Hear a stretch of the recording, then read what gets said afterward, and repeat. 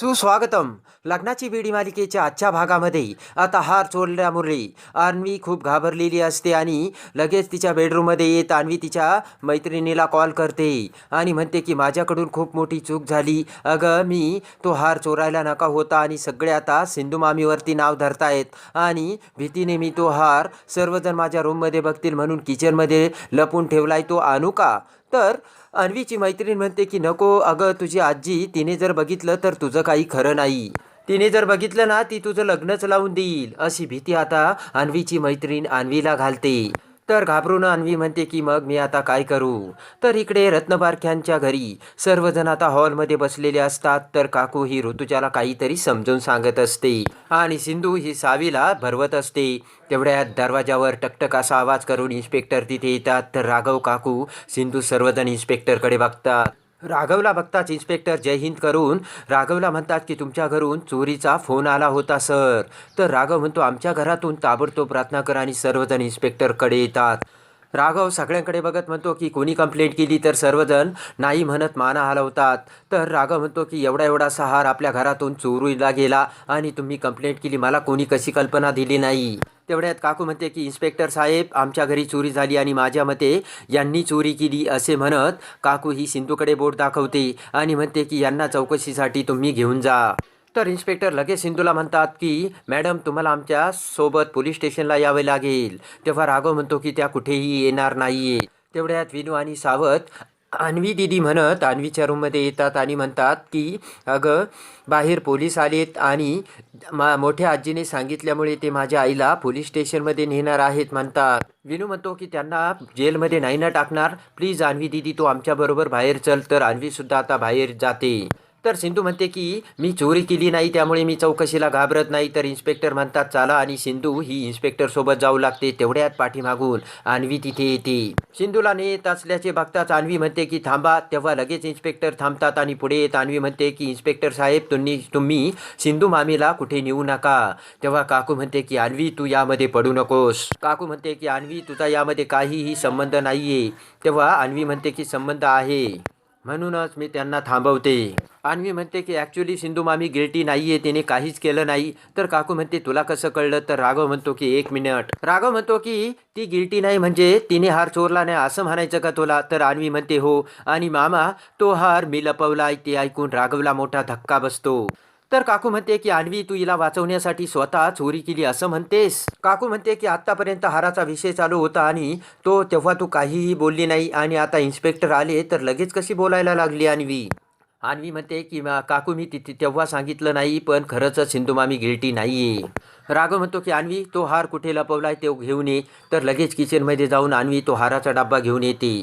काकू म्हणते की अन्वी तू हार चोरून या डब्यात लपवलास का. कशाला खोटं बोलतेस अन्वी तू या सिंधूसाठी.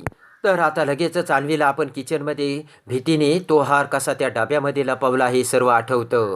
लगेच अन्वी तो हळदीचा डबा उघडते आणि त्या हळदीमध्ये हार शोधू लागते. पण त्या हळदीमध्ये सुद्धा आता हार नसतो आणि अन्वीला मोठा धक्का बसतो. तर अन्वी लगेच डचकत विचार करते की हा हार तर मी या डब्यात ठेवला होता, मग तो कुठे गेला. तेवढ्यात काकू म्हणते काय झालं अन्वी, हार तर तू ह्या डब्यात ठेवला होता ना. काकू म्हणते की अन्वी मी काय विचारते तुला, या डब्यातून सुद्धा हार गायब झाला का. तर लगेचच राघव म्हणतो की काकू सिच्युएशन समजून घे, मी तिला विचारतो. राघव म्हणतो की काकू आपण या विषयावरती नंतर बोलू. पण काकू काही ऐकायला तयार नसते. काकू इन्स्पेक्टरला म्हणते की मी तुम्हाला सांगते या बाईनेच हार चोरला, तुम्ही हिला घेऊन जा. तेव्हा रत्नाकर म्हणतो की राघव मला पूर्ण विश्वास आहे की सिंधूने हार चोरलेला नाहीये आणि आपण तिच्या रूमची झडतीही घेतली. राघव म्हणतो की काय होतं काही वेळेस आपण एखादी गोष्ट एका बाजूला ठेवतो आणि आपलं त्याकडे लक्ष नसतं. तेव्हा आपण घरातल्या गोष्टी घरातच सॉल्व्ह केल्या पाहिजेत. तर रत्नाकर म्हणतो की काकू तू एवढं बोलतीस, तुझ्याकडे सिंधूने हार चोरल्याचा काही पुरावा आहे का. ऋतुराज लगेच ततमम करत म्हणतो की वहिनी आहे का पुरावा. तर मधू म्हणते की अरे राघव तू काहीतरी कर ना, सिंधू आपल्या सांगण्यावरून इथे राहायला आली आणि तिच्यावर असा संशय घ्यायला नकोय. तर राजेश्री म्हणते की राणीचं अगदी बरोबर आहे राघव, सिंधूने खूप चुका केल्या असतील पण सिंधू चोरी कधीच नाही करू शकत. तेवढ्यात एक सराफ बाजारातून सोनार तिथे येतो. काकू म्हणते की आता तुम्ही इथे कशाला आलात?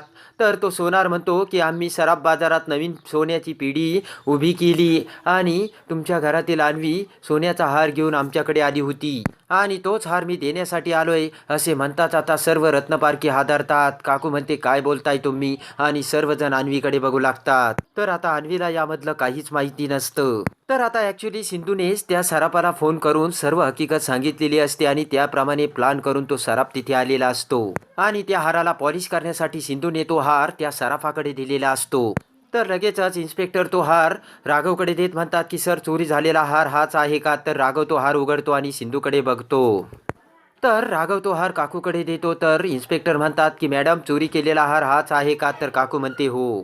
त्यानंतर इन्स्पेक्टर तेथून जाऊ लागतात. तर राघव म्हणतो की पुढच्या वेळेस प्लीज मला इन्फॉर्म करून इथे या आणि एवढ्या लांबवरून आल्याबद्दल राघव हा इन्स्पेक्टरचे आभार मानतो. तर आता इकडे सिंधूने सुद्धा इन्स्पेक्टरला फोन केलेला असतो की आमच्या घरी चोरी झाली आणि संशय आहे तो डॉक्टर सिंधू सावंतवर, तेव्हा तुम्ही प्लीज लवकर या. हे अगोदरच आता सिंधूने फोन करून इन्स्पेक्टरला सांगितलेले असते. फोन ठेवतच सिंधूने विचार केलेला असतो की आता मला अन्वीला तिच्या चोरीची जाणीव करून द्यायची. तर इथे आता इकडे काकू अन्वीला म्हणते की आज तुझ्यामुळे मला सर्वांच्या समोर मान खाली झुकवावी लागली. काकू म्हणते की अन्वी तू काय केले तुला माहिती आहे का? राजश्रीच्या लॉकअपमधून हार काढला आणि कोण कुठला तो सराफ त्याच्याकडे हा हार पॉलिश करायला दिला. काकू म्हणते की हे सगळं करताना तुला काय वाटलं? वेड लागलंय का अन्वी? तुला डोकं फिरलंय का तुझं? सिंधू म्हणते की हार चोरीला गेला नाही हे कळलंय ना आपल्याला आणि हार आता सापडलाय ना, तेव्हा कशाला अन्वीला बोलता? तर काकू रागाने सिंधूकडे बघते. राघव म्हणतो की काकू आता हार सापडला तेव्हा अन्वीला बोलू नकोस आणि मी पर्सनली अन्वीला बोलेल, तू काही हे करू नकोस बरं का.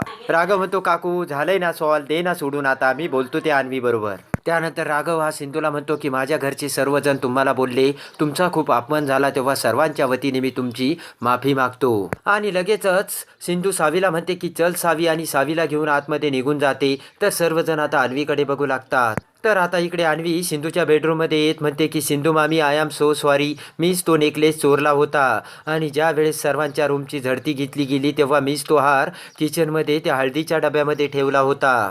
अन्वी म्हणते की मला कळतच नव्हतं की तो नेकलेस मी कुठे ठेवू आणि तो नेकलेस जर माझ्या रूममध्ये सापडला असता तर आजीने माझी काय अवस्था केली असती. आणि म्हणते की आजीने मला खूप मारलं असतं, त्यामुळे सिंधू मामी प्लीज मला तू माफ कर असे म्हणत आता अन्वी ही सिंधूचा हात धरते. अन्वी म्हणते की हा चोरीचा सर्व आरोप तुझ्यावरती टाकतील, हे जर मला अगोदरच मान्य असते आणि कल्पना जर असती ना तर मी तो हार चोरलाच नसता असे आता अन्वी सिंधूला बोलते. सिंधू म्हणते की मला अगोदरच कल्पना होती की जर तुझ्या माझ्यावर ब्लेम आला असताना तर तू लगेचच तो ब्लेम तुझ्यावर घेतला असता, म्हणूनच मी तो हार सराफाकडे पॉलिशला दिला आणि हे सर्व नाटक केले. तर अन्वीला लगेच तेही समजते. त्यानंतर आता सिंधूंनी अन्वीला मोठ्या संकटातून बाहेर काढलेले असते आणि अन्वीवरचा चोरीचा आळ हा सिंधूने मोठ्या आयडियाने बाजूला केलेला असतो. त्यानंतर आता रत्नपारख्यांच्या घरी सिंधू ही संध्याकाळी आकाशकंदील लावण्यासाठी बाहेर येते आणि स्टूलवर उभा राहत आकाशकंदील लावू लागते. तर सर्व रत्नपारखी बाहेर जमलेले असतात. तेवढ्यात सिंधूचा स्टूलवरून पाय सटकतो आणि सिंधू खाली पडू लागते. तर राघव लगेच सिंधूकडे येऊन सिंधूला आपल्या मिठीत घेतो. तर सर्व रत्नपारखी मधूसोबत अवाक झालेले असतात आणि मधूचा मोठा जळफळाट होऊन मधू ही सिंधूकडे बघतच राहते. तर प्रेमाने आता राघवने सिंधूला आपल्या मिठीत घेतलेले असते. तर आता सर्व गैरसमज दूर होऊन सिंधू कशी पुन्हा राघवची होते हे बघण्यासाठी आणि लग्नाची विडी मालिकेच्या डेली अपडेटसाठी आपल्या चॅनलला लाईक करा, सबस्क्राईब